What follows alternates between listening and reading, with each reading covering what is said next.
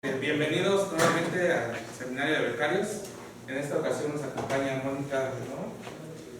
Nos va a dar la plática dinámica de intersección de subespacios lineales en el espacio complejo m-dimensional. Muchas gracias.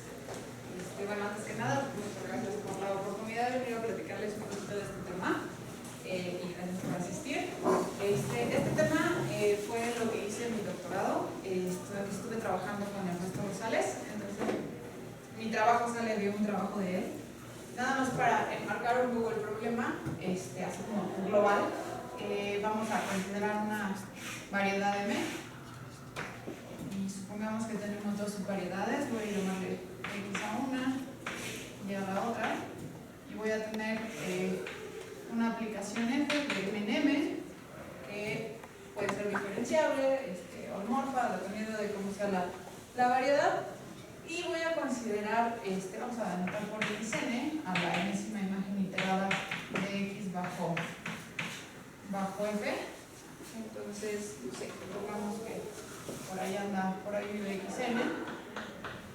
Y entonces lo que nos interesa estudiar es una función que vaya, no sé, de algún... generalmente es como de los enteros, voy a ponerlo de los reales. Y esta función mu que asocie a cada entero n, que lo mande a algún invariante, ya sea topológico o algebraico, justamente de la intersección de x y n con y. En general, bueno, hay muchos trabajos, como que de los primeros son de Artin y Mazur, más o menos de los 60 me parece. Y después de ahí, de donde se basó mi asesor, así que quien lo guió más o menos fue Arnold.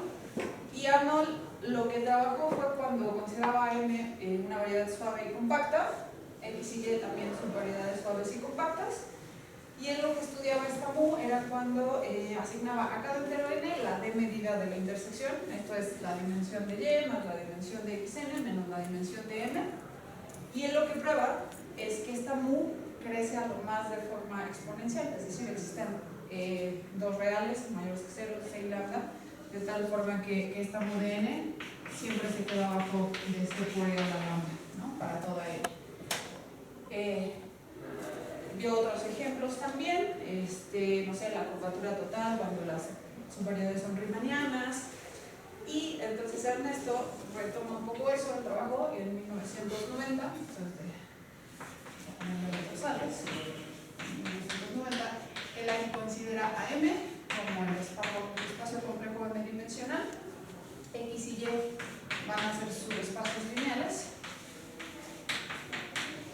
y aquí le pide que sean de dimensión complementaria, ¿no? Si la dimensión compleja, ¿no? Si X es de dimensión compleja acá, pues la dimensión de Y va a ser M menos K. Y él estudia, F me falta decir, F es un isomorfismo lineal que va de C en sí mismo, y mu va a ir de Z, de hecho va a ir de 0,1 hasta -1, y va a asignar a cada entero la dimensión compleja de la intersección de xn con y. Que a mí me gusta mucho pensar este problema cuando me lo presentó por primera vez, así como en versión real, salió como un C2, pero lo digo como un R2, en donde tienes, pues aquí la dimensión de X y la dimensión de Y como tienen que ser complementarias, serían 1 y 1, entonces me gusta pensar que X es una recta, Y es otra recta, digamos, que pasan por el origen porque son subespacios lineales. Y me gusta imaginar que F es como una rotación, ¿no? Entonces, cuando aplicamos Enter, pues rotamos X, la volvemos a aplicar y entonces vuelve a rotar, y entonces la pregunta es cuándo esa rotación, si cae sobre Y en algún momento, y si cae una vez, cuántas veces más cae, o cuándo no cae, ¿no? Entonces esa fue como que, bueno, como yo entendí el problema en un principio, o sea, esta versión muy sencilla, y entonces lo que demuestra Ernesto es que el conjunto le llama sigma b, que son los enteros, de tal forma que mu de n es mayor o igual que d, demuestra que este conjunto coincide con las soluciones enteras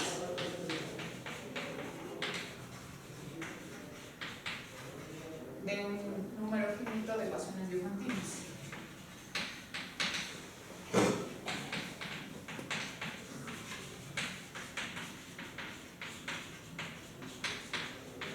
Y entonces ahí fue donde empezó un poco el problema de mi tesis, que fue, bueno, yo arranco con sigma 1, digamos, que para fines prácticos solo le llamo sigma, que son los enteros, de tal forma que esta dimensión es mayor que 0, o sea, mayor o igual que 1. Quiero saber cuando x sub n y y no son transversales, y entonces, pues aquí primero lo que probamos fue ese, bueno, de que si yo considero, digamos, la 1 hasta lambda n, que son los valores propios de f, aquí f no estoy pensando si es diagonalizable o no, estos podrían coincidir, podrían salir justamente de los bloques de Jordan, no pasa nada. Y entonces aquí lo que probamos es que mu de n va a ser mayor que 0 si y solo si satisface esa n una sola ecuación, que va a ser de esta forma, y voy a trabajar con el grupo simétrico.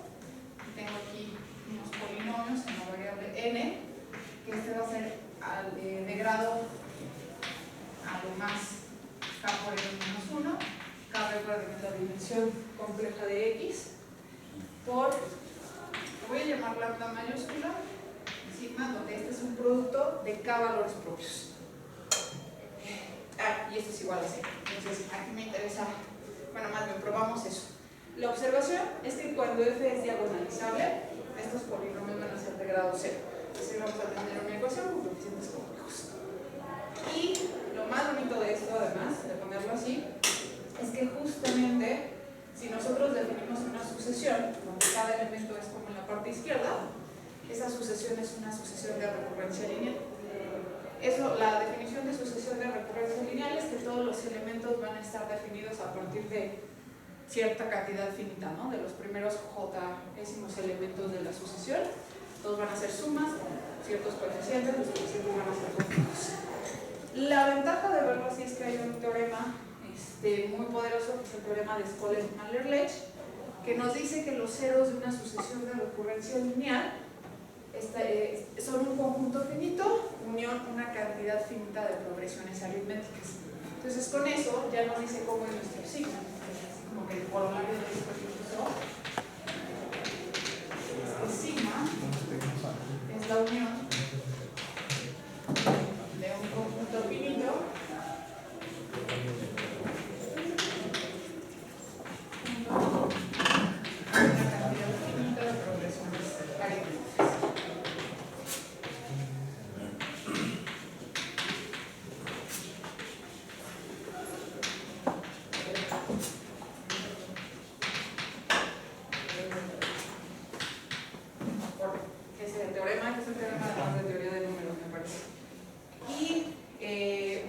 Fue como, sí, ya tenemos conjunto finito, cantidad finita de progresiones aritméticas, y como que la pregunta fue, bueno, ¿podemos ser más precisos como en describir este conjunto sigma? Y entonces empezamos a trabajar en dimensiones bajas, que fue empezar a trabajar en C2, y además, como cuando f es diagonalizable, estos son complejos, pues entonces dijimos, bueno, vamos a trabajar en C2 y con f diagonalizable. Déjenme poner aquí f diagonalizable y bueno, aquí tanto x y y son de dimensión 1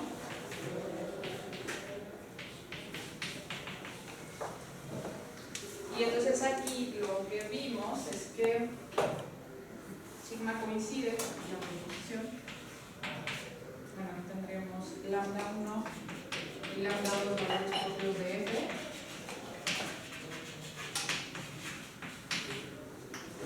Entonces tenemos que sigma son los enteros que satisfacen una ecuación de la forma a1 lambda 1 a la n más a2 lambda 2 a la n igual a 0. Aquí aquí A1 y A2, como ya había dicho desde acá, son complejos, pero además estos coeficientes salen de los generadores de los subespacios de X y de Y. ¿Cómo los trabajamos? Con justamente multivectores, con producto exterior, o sea, nos fijamos en el vector que genera X, el vector que genera Y, y entonces vamos a tener que el UDN va a ser mayor que 0 si solo si el vector que genera X, producto exterior del vector que genera Y, va a ser 0. Y de ahí, justamente, nos sale esta ecuación, ¿no? Y entonces tenemos tal cual quién es A1, quién es A2. Y entonces estudiar a sigma se convierte en estudiar las n's que satisfacen esto. La ventaja de verlo así es que podría yo, como es un isomorfismo lineal, los lambdas son distintos de 0, y entonces esa ecuación la puedo poner como en su versión, digamos, lambda 1 a la n sobre lambda 2 a la n igual a 1 menos A2 entre A1. Bueno, si A1 es distinto de 0, claro, si A1 fuera igual a 0, como este es distinto de 0, obliga a que A2 también sea 0, y entonces ahí no hay de otra que sigma sea igual a todos los enteros. Los enteros también son una progresión aritmética de base 0 y de valor 1. Si entra dentro de lo que habíamos dicho, así ahí está el ejemplo. Pero el caso interesante es cuando A1 es distinto de 0, voy a colocar lo voy a denotar como un lambda mayúscula de n, porque la ventaja es que este lambda es un complejo. Entonces ese complejo lo puedo utilizar como submódulo por e a la i 2pi teta, ¿no? Y entonces cuando yo lo veo así, pues es más fácil como estudiar cuándo se satisface esto, ¿no? Para qué n se satisface eso. Y entonces ahí entra nuestro primer resultado. Y es que, bueno, si A1 el producto es igual a 0, entonces sigma no le queda otra, pues que se había dicho, pues que fueran los enteros. Y el 2, cuando A2 es distinto de 0, entonces aquí tenemos como dos casos, si R es distinto de 1, o bien θ está en los irracionales,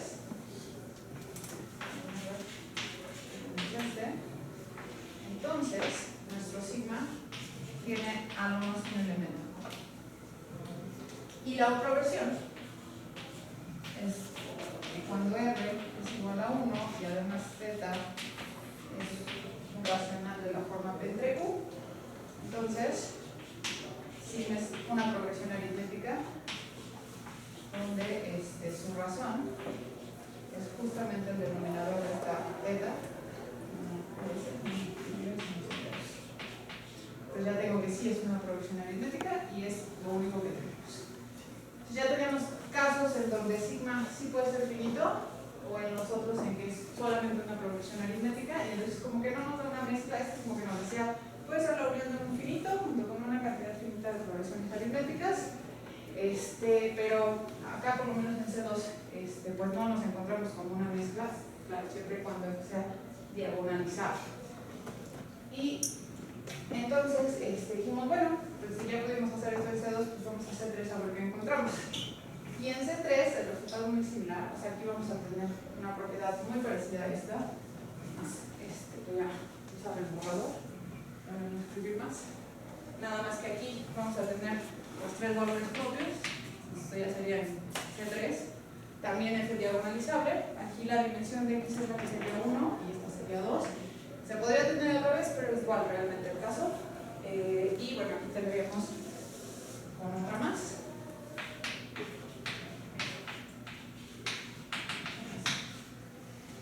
Y voy a suponer, sin pérdida de generalidad en este caso, que puedo acomodar los valores propios por sus módulos. Como esto.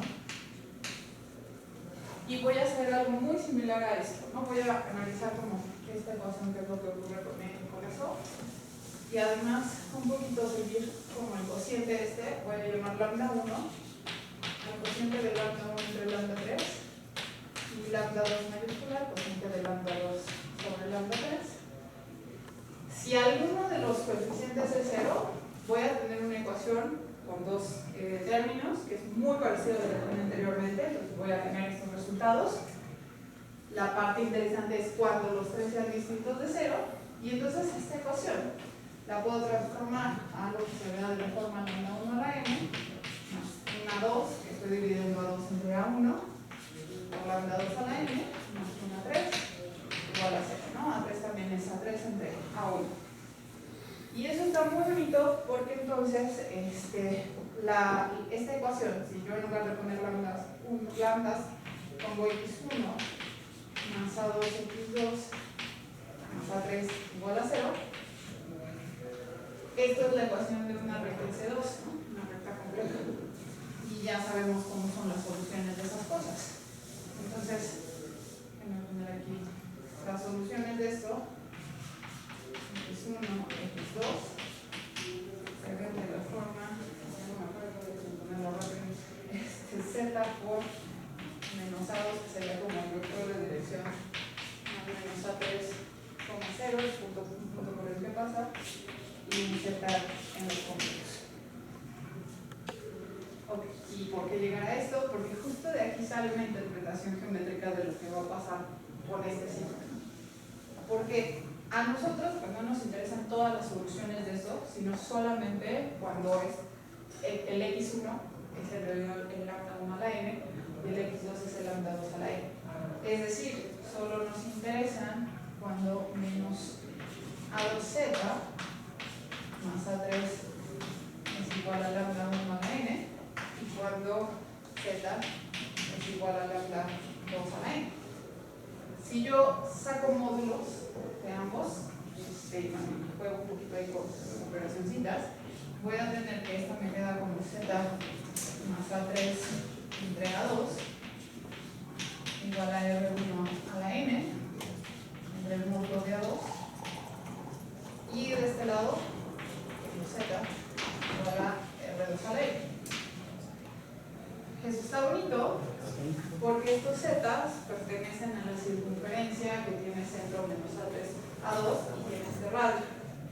Y la de acá es son los puntos de la circunferencia centrada en el origen con radio de r2 a la n en c. Entonces, si lo dibujamos un poco, o sea, como que esta está centrada en el origen, sea lo que sea r2, tengo su radio. Y la otra, no tenga el centro, no sé, vamos a ponerlo por aquí. Esta está grados y tengo la otra circunferencia. Digamos, esto es para una n, ¿no? Le voy a llamar a esta C1 a la n y este C2n, ¿no? Ahora, observen que si, por ejemplo, aquí tenemos una estricta, o sea, perdón, no les dije quiénes eran R, ¿verdad? Pero otra vez estas las puedo poner como R2, E a la 2 y Z2, y esta la puedo poner como R1, E a la 2 y Z8. Y entonces, si las R's son distintas de 1, cuando n tiende a infinito, los radios se van haciendo cada vez más pequeños, y cuando r tiende a menos infinito, los radios se van a hacer cada vez más grandes. Lo que intuitivamente nos queda, sobre todo si pensamos en cuando tiende a infinito, los radios se van haciendo cada vez más pequeños. Bueno, aquí ya de una vez digo que no se cortan, pero llega un punto, o sea, si se cortaran, si tuvieran puntos en común, llega un punto en el que deben de cortarse. Incluso, por ejemplo, si R2 fuera igual a 1, por ejemplo, bueno, voy a escribir mejor lo que dice el teorema tal cual para que se vea. Entonces el teorema, que en el caso que nos interesa es cuando los tres coeficientes son distintos de 0, entonces 1, si tenemos que algún RI es menor que 0, aquí es menor que 1, estricto aquí, los R, como pedí esto, pueden ser menores o iguales que 1. Si pasa esto, o bien algún Z ahí es irracional, entonces sí me explica.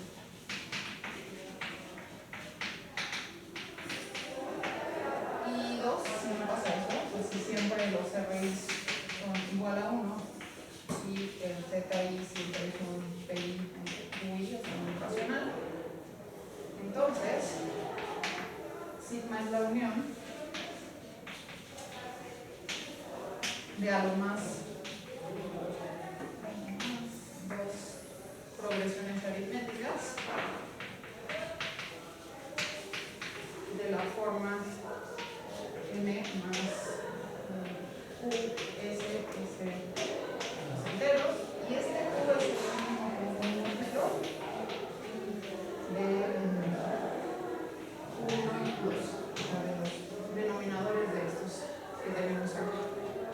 Entonces, justamente lo que les decía, este caso, este dibujo, digamos, cuando estoy pensando a los RIs distintos de 1, entra dentro de esta parte, ¿no? Y como les decía, en algún punto dejan de cortarse y a nosotros nos interesan solo cuando sí hay intersección.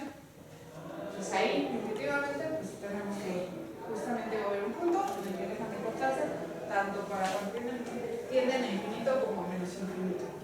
De hecho, se ve más claro si suponemos que alguno, por ejemplo, que R2 es igual a 1, cuando R2 es igual a 1, esta para cada N es la misma, no se queda fija, y de hecho va a ser la unitaria, centrada en el origen. Y la otra, no sé, digamos, por ejemplo, la línea se corta, pero como van siendo radios cada vez más pequeños, pues en algún momento dejan de cortarse, y lo mismo cuando los radios van siendo cada vez más grandes, ¿no? En algún momento dejan de cortarse. Entonces ahí es cuando decimos, no, pues sí, sigma forzosamente tiene que ser finito. Claro, aquí alguien podría preguntar, bueno, ¿qué pasa cuando el centro de estas vive en la unitaria, ¿no? O sea, cuando el centro es de módulo 1. Lo que se puede ver, incluso ahí es mucho más bonito, porque uno pensaría, pues no importa qué tan grande sea n, siempre va a haber intersección, pero se puede ver, ya gracias a la paridad de coseno, que nada más nos van a servir dos puntos, de hecho. Entonces, incluso en ese caso podemos decir más allá, o sea, no solo que es finito, sino a lo más cuantos. Y eso, o sea, tal vez me hubiera sorprendido si hubiera pensado primero o hubiera salido primero ese análisis que el siguiente, que es este caso. En este caso resulta que solamente tenemos dos circunferencias. Y como ya sabemos de las circunferencias, además se pueden cortar en dos puntos, ¿no? Entonces tenemos o dos puntos, porque son tangentes las circunferencias, hay que las circunferencias, perdón, o bien que no se cortan, ¿no? Tenemos esas circunferencias, y resulta que cuando alguno de estos es irracional, ¿no? Estamos en este caso, a lo más pues vamos a tener esos dos puntos que son los que nos sirven para nuestro signo, ¿no? Esos dos, o uno, o bien ninguno. Y cuando sí tenemos que sean racional, por cada punto de intersección, o sea, en este caso serían dos, o en este caso uno, aquí ninguno, pero por cada punto de intersección nos puede salir una progresión aritmética. Es por eso que aquí podemos tener a lo más dos, pero esa razón siempre va a ser el mínimo común múltiplo de sus denominadores. Entonces eso está como muy bonito, porque además pensamos, bueno, a lo mejor en C4 ya vamos a trabajar con circunferencias, y ahora lo que vamos a tener son esferas. Y lo que nos salió por ese camino es que una superficie la identificábamos perfectamente, era un toro, pero la otra, la que teníamos, quién sabe qué cosa era. Yo le apunto a que es un toro, Ernesto apunta que no. Entonces ahí como que para no estancarme con eso, empecé a pensarlo de otra manera. Se parece a esto nada más hasta aquí, o sea, me fijo justamente en las soluciones de la ecuación. Ahora voy a tener con m menos un x, digamos, entonces va a ser un hiperplano en m-1, y pues también ahí ya sabemos más o menos cómo son sus soluciones, y entonces ahí empiezo a jugar con cosas de este estilo, ¿no? Ya ahí la prueba es un poco distinta, no me quiero tardar un poco en eso porque quiero contarles la segunda parte que me parece también muy bonita.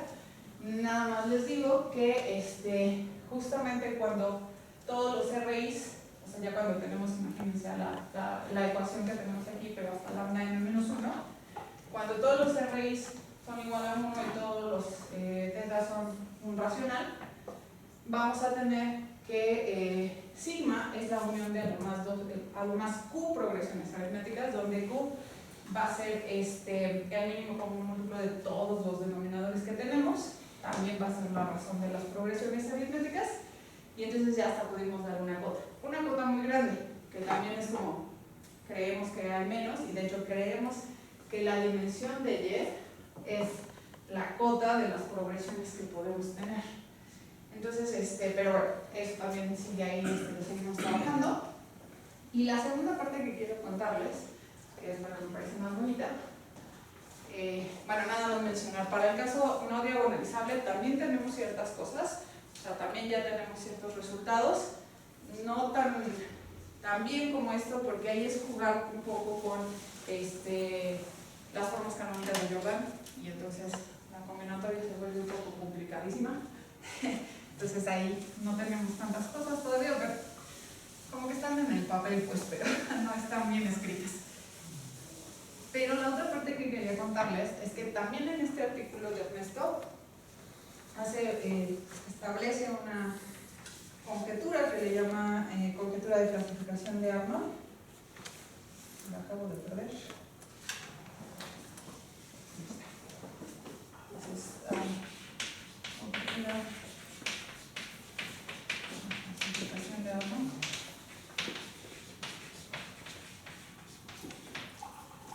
Y le puso así porque justamente surgió con charlas con Arnold. Entonces, lo que dice es 1, sigma es infinito. 2, bueno, los siguientes son equivalentes. Y esto dice, existen dos enteros A y Q, de 0 menos igual que A, menor que Q. Y un subespacio J dimensional B invariante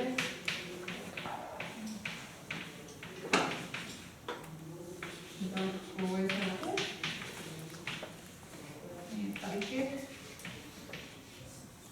los números sí, alfa, que voy a decir, esta es la dimensión compleja de X sub A intersección con B, y beta como la dimensión compleja de Y intersectado con B, satisfacen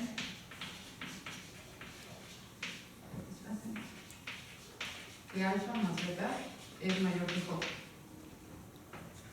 Entonces, Ernesto en ese artículo probó 2 implica 1. Este A y este Q les sirven justamente para la base y el radio de la progresión aritmética, que dice esta tiene que estar metida en sigma, y entonces por lo tanto sigma es infinito. Entonces la segunda parte de mi tesis, o la segunda pregunta fue, bueno, ¿y qué podemos decir entonces de acá para acá? ¿No? O sea, cuando sigma es infinito, ¿qué sucede? Y salió también porque justo ya con el teorema que demuestro para CM, en general con X de dimensión 1, sale que si yo tomo los X sub n con estas bases, esos van a ser invariantes bajo cada Q. Entonces es algo que se parece muchísimo a eso. Entonces también fue como, bueno, a ver, ¿qué podemos decir? Y entonces sí, con todo esto nos sale que si X es de dimensión 1, la conjetura de clasificación es cierta, ¿no? O sea, se cumple ya de aquí para acá, ¿no? Porque si sigma es infinito, con eso que decíamos que es la unión de un conjunto finito junto con una cantidad finita de progresiones aritméticas, tenemos al menos una progresión aritmética metida acá, y de su base y de su razón sale justamente estos ahí, ¿no? Y el V, este subespacio, es el generado por la unión de todos los X de esta forma, ¿no? de la progresión aritmética, o sea, de los A más QS. Entonces, ya con eso ya tenemos esta otra parte. Entonces, la pregunta más interesante, o bueno, el caso interesante es, bueno, ¿y qué pasa cuando X es de dimensión 2? Y entonces, para dimensión 2, por lo menos arranco en C4. Porque si pienso X de dimensión 2 y Y de dimensión 1, realmente es como que pensarlo así, dimensión 1, si es un caso dual, entonces como que a mí no es interesante. Bueno, ya estaba hecho, entonces vamos a arrancar en C4, y entonces aquí tenemos la dimensión de X igual a 2 y también la dimensión de Y igual a 2. Y aquí nos dimos cuenta que necesitaba quitar algo para los para F, ¿no? Para los valores propios de F. y necesito quitar cuando los cocientes de productos de dos valores propios, o sea, cuando tengo estas cosas, déjenme ponerle 1, 2, y supongamos que lo dividimos por un J, una J1 y una J2, necesito que esa cosa sea, bueno, de hecho, así, sea distinto de 1, ¿no? O sea, quiero que no sean raíces de la unidad, esos cocientes. A eso le pusimos un nombre bien curioso, que se llama, bueno, Ernesto le puso dos resonancias, o sea, cuando sí pasa la igualdad, cuando sí tenemos raíces de la unidad, le llaman que el operador lineal tiene dos resonancias, o pueden ser k resonancias si hacemos un producto de más, y entonces yo con lo que arranco mi teorema para decir cuando se cumple, le pido que f, que va de C4 a C4, si no tiene dos resonancias,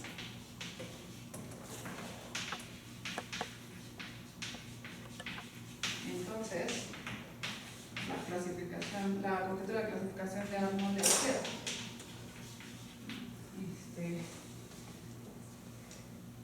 A ese nada más le pido y de hecho va a ser cierta, y aquí A va a ser igual a 0 y Q va a ser igual a 1. Entonces está como muy bonita porque hasta sabemos quiénes son esos dos enteros. Y el subespacio, V, en realidad es un subespacio generado por vectores propios. Entonces también eso está muy, muy padre, muy interesante. Cuando lo pensamos un poco más en general, necesito pedirle otras propiedades, otras condiciones para que sí sea cierta. Bueno, al menos no hemos estudiado quitándole esas condiciones a ver si es cierta o no es cierta. Eso también lo que ando trabajando. Le voy a pedir, además de que no tenga dos resonancias, les pido F, una,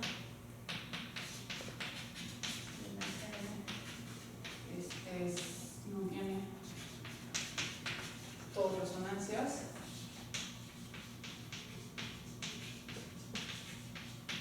También le pido, voy a decir que B es la base de vectores propios.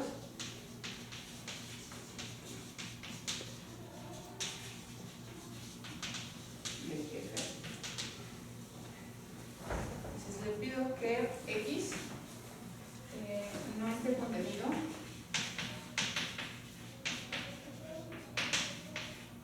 en ningún subespacio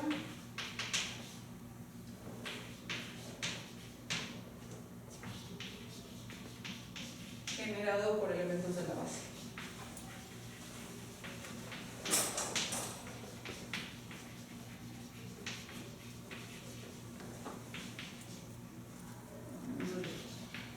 Y 3, le pido que Y no sea igual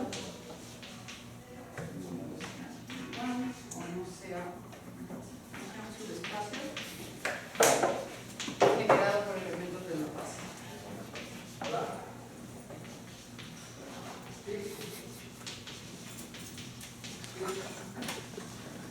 Y bueno, siendo así, entonces hace bien si es cierta.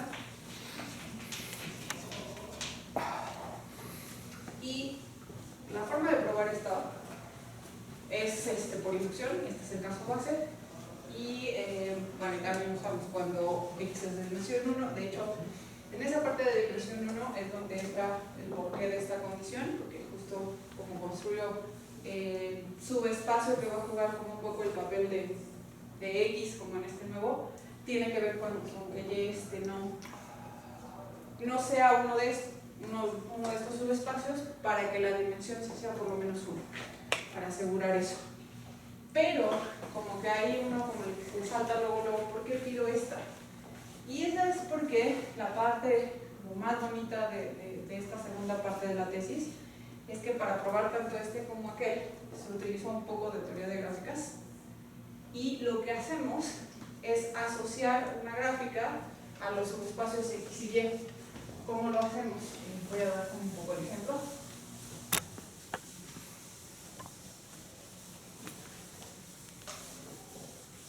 Y entonces, imaginen que tengo mi base de vectores propios, X1 hasta Xn. otra cosa que no mencioné, cuando pido que no tenga dos resonancias o K resonancias, las que sean, lo que me da como corolario es que mi F va a ser diagonalizable. Entonces también está bonito. Entonces tengo mi base y supongan aquí como X tiene dimensión 2, pues supongan que está generado por un 1 y un vector 2. Y entonces estos cada uno lo puedo expresar como combinación lineal de la base, pero más allá de eso, un 2 vector asociado a este X sería el producto exterior de un U1 y U2. Y lo puedo expresar, o sea, los básicos de los dos vectores van a ser producto exterior de cualesquiera dos, ¿no? Una suma de eso. Entonces, es decir, lo voy a ver como de esta forma, digamos, aquí vamos a ponerle un AIJ, XY, XJ, ¿no? Y entonces de estos es donde voy a sacar mi gráfica. ¿Cómo lo voy a hacer? Déjenme poner, bueno, ahí lo puse como X es de dimensión 2, con un 2 vector, pero lo puedo hacer con un 3 vector o lo que sea. Entonces imaginen, así para mi ejemplo un poco más general, vamos a imaginar en C5 un 3 vector. No sé, pongamos que es, como tenía aquí, para que no fuera. Imaginen que este es X1, producto exterior X2, X3. Aquí también es importante, los ordeno de mayor a menor, digo de menor a mayor, perdón. Imagínense que tengo menos X1, X3, X4 y X1, X2.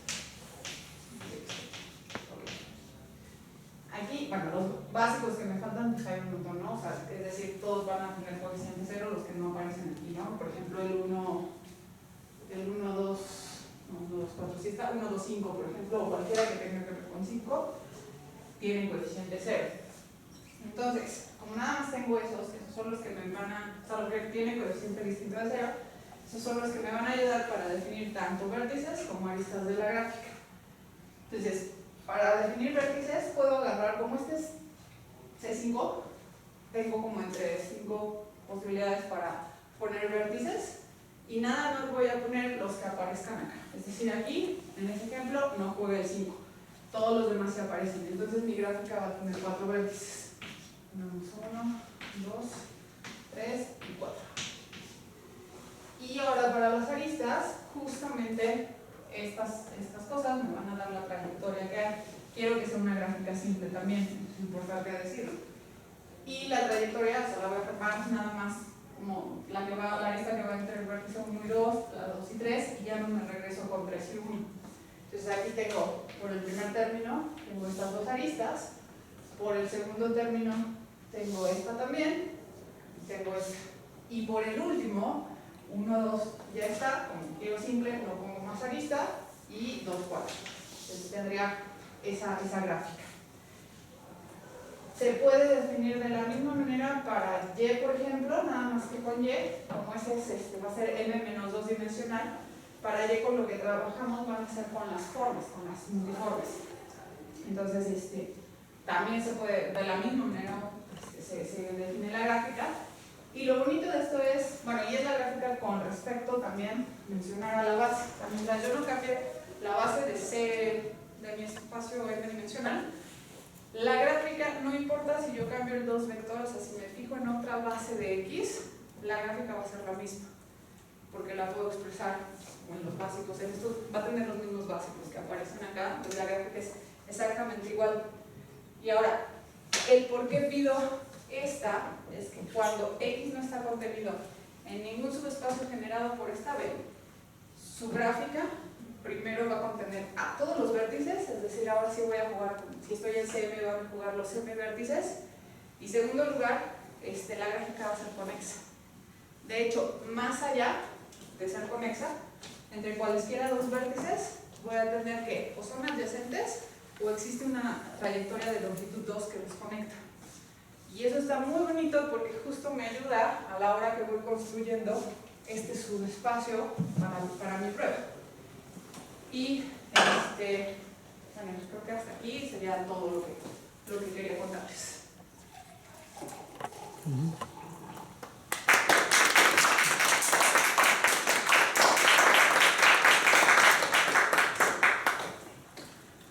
¿Alguna pregunta para Mónica?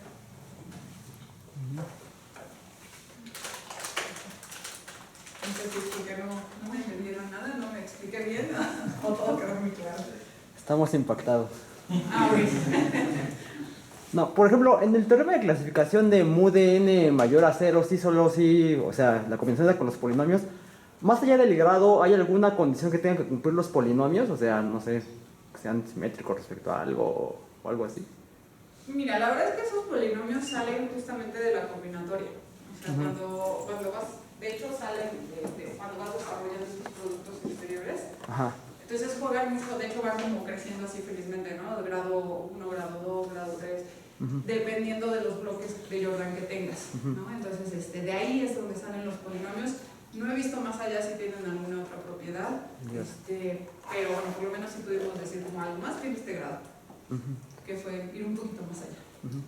Y bueno, otra pregunta, ¿sabes si la prueba esta que hizo Ernesto de que el conjunto de los n de tal manera que la mu de algo era mayor a otra cosa, o sea, como descomponerla en conjunto de ecuaciones diofantinas o sea, si te doy la mu, o sea, ¿te dice cuáles son las ecuaciones diofantinas o...? No, es para la mu, para esta, la que asocia cada entero con la dimensión compleja, no es para cualquier mu. Ya. Sí, pero o sea, sí te dice quiénes son, ¿no? ¿O no? No, él nada más se queda en un número finito de ecuaciones diofantinas. Ya. Te dice la prueba más o menos como hacia dónde va a ser, que fue la parte que yo estiré un poco más, que fue como, yo sí voy a seguirlo para ver si puedo dar quiénes son esos polinomios, como más o menos, sí ver tal cual es quiénes son. Ya. Sí. Ok, gracias. ¿Alguien más? Bueno, le agradecemos.